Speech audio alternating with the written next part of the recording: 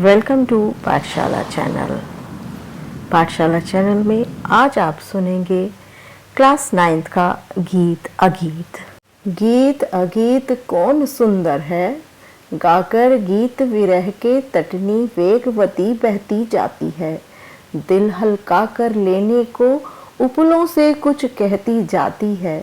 तट पर एक गुलाब सोचता, तट पर एक गुलाब सोचता, देते स्वर यदि मुझे विधाता, अपने पतझर के सपनों का मैं भी जग को गीत सुनाता। गा गा कर बह रही निर्झरी, गा गा कर बह रही निर्झरी, पाटल मूक खड़ा तट पर है। गीत अगीत कौन सुंदर है। ये पंक्तियाँ लिखी हैं गीत अगीत कविता से। कवि हैं इसके रामधारी सिंह दिनकर जी।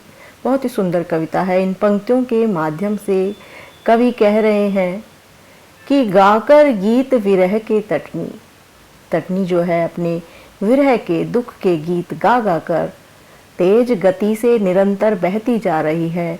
वेगवती बहती जाती है, वेगवती अर्थात तेज गति से। विरह के तटनी, तटनी यानी नदी। गाकर गीत विरह के तटनी वेगवती बहती जाती है। नदी दुखी होकर विरह या दुख का गीत गाते हुए तेज गति से बह रही है। दिल हल्का कर लेने को उपलों से कुछ कहती जाती। उसका शोर ऐसा लग रहा है मानो नदी अपने दुख को कम करने के लिए, हल्का करने के लिए उपलों यानी किनारों से कुछ कहती हुई जा रही है, भागी जा रही है, भागी जा रही है। तभी वहां पर तट पर एक गुलाब सोचता, एक गुलाब का पौधा लगा हुआ है, गुलाब है, वो सोच रहा है, देते स्वर यदि मुझे विधाता, विधाता यानी ईश्वर यदि मुझे स्वर दे देते, आवाज़ देते, मैं तो मूक हूँ, बोलता ही नहीं हूँ, तो मैं भी अपने पतझड़ के सपनों का गीत सारे जग को सुनाता। अर्थात जब पतझड़ आता है तो फूल को कैसा महसूस होता है, गुलाब को कैसा महसूस होता है, कितना दुख होता है, वो भी अगर विधाता उसे स्वर दे देते तो वो भी सबको अपना दुख सुना देता। अपने पतझड़ के सपनों का मैं भी जग को गीत सुनाता। जग यानी संसार को, विधाता ईश्वर। गा गा कर बह रही निर्झरी, ये नदी तो बह बह कर निर्झर बह रहे हैं, निरंतर बहे जा रहे हैं। और किनारे पर तट पर खड़ा शांत गुलाब सोच रहा है कि मेरा गीत सुंदर है या इस गुलाब का जो बोल नहीं पा रहा है इसका अगीत सुंदर है, यानी जो उसने नहीं गा पाया है वो सुंदर है, या जो मैंने गा दिया है वो सुंदर है। रामधारी सिंह दिनकर जी आगे कहते हैं, बैठा शुक उस घनी डाल पर जो खोते पर छाया देती, पंख फुला नीचे खोते में शुकी बैठ अंडे है सेती। गाता शुक जब किरण बसंती, छूती अंग पर्ण से छनकर, किंतु शुकी के गीत उमड़कर रह जाते स्नेह में सनकर। गूंज रहा शुक का स्वरवन में, गूंज रहा शुक का स्वरवन में, फूला मग्न शुकी का पर है। गीत अगीत कौन सुंदर है।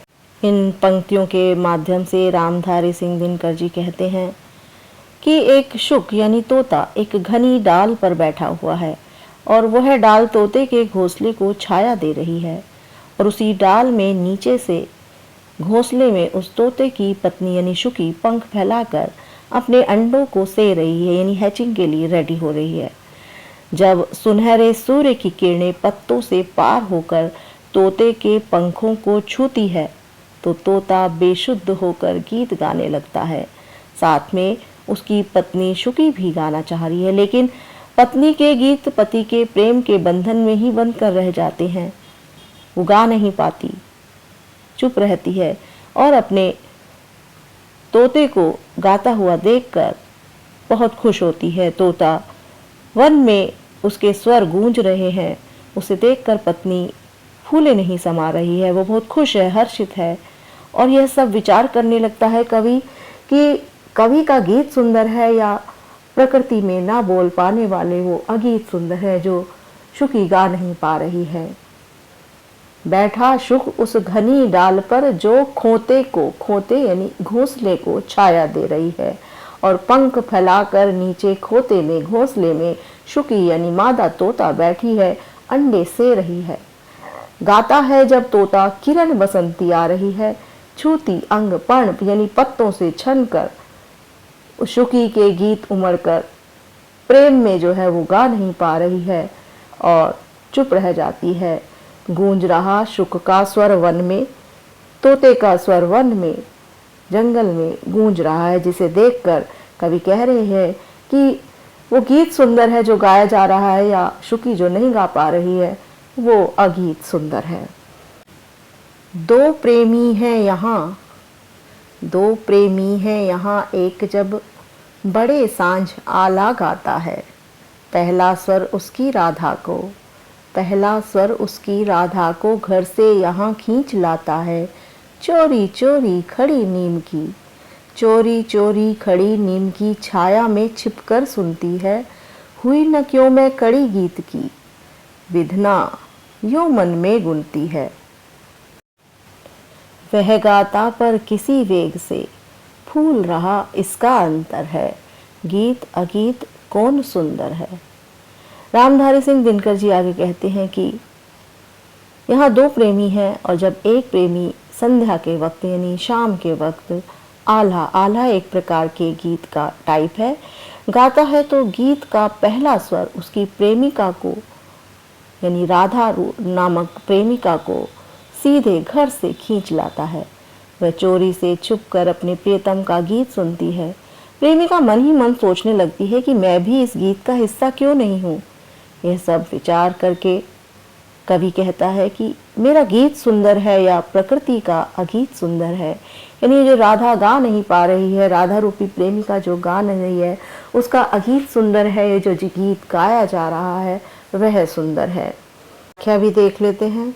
दो प्रेमी हैं जब एक प्रेमी जो है बड़े सांझ यानी शाम को आला गीत गाता है, तो पहला स्वर जब जैसे ही उसका स्वर गूंजता है तो राधा वहाँ खिंची चली आती है, चोरी चोरी जो है नीम के छाया में छिपकर सुनती है और सोचती है कि मैं क्यों ना इस गीत की कड़ी यानी लाइन बन गई हूँ।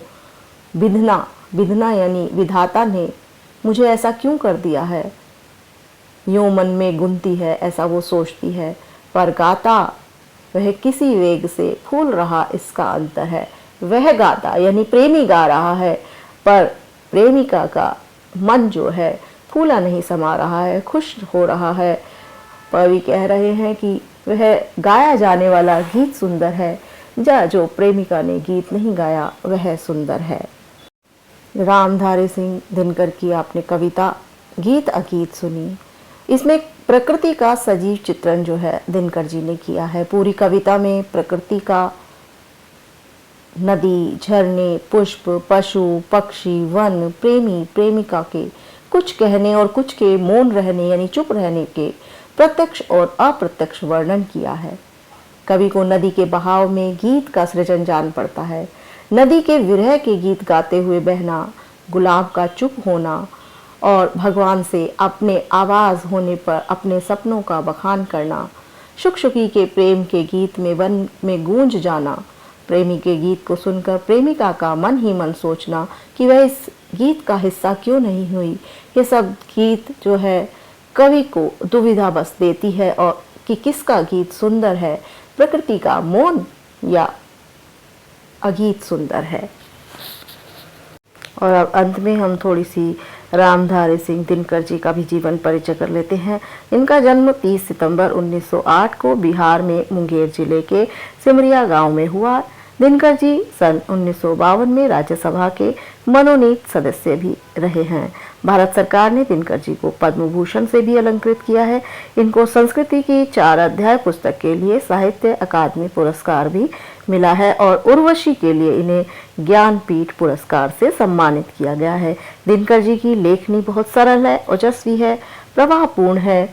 इन्हें ओज के कवि के रूप में माना जाता है और ये हमेशा युग और देश के प्रति हमेशा सजग रहे हैं। इनके विचार, इनकी भावनाएं, इनकी संवेदना का अनोखा रूप ही देखने को मिलता है। दिनकर जी की रचनाओं में सुंदरता, प्रेम और प्रकृति का अनूठा चित्रण मिलता है। इनकी प्रमुख कृतियों में रही है परशुराम की प्रतिज्ञा, हुंकार, रश्मिरथी, कुरुक्षेत्र, उर्वशी और संस्कृति के 4 अध्याय। आशा करते हैं कि आपको ये गीत अगीत पसंद आया होगा। अगर पसंद आया है तो कमेंट्स में ज़रूर लिखिए और इसके प्रश्न उत्तर के लिए अगर आप चाहते हैं तो कमेंट्स ज़रूर कीजिए। Thank you.